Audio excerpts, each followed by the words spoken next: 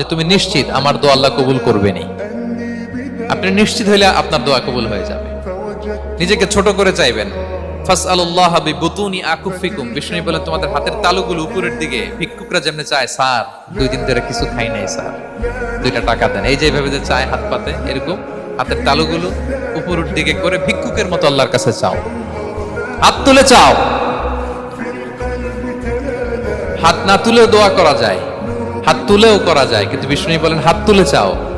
কারণ ইন্নাল্লাহা হাইয়ুন কারীম, আল্লাহ বড় লাজুক এবং লজ্জাশীল।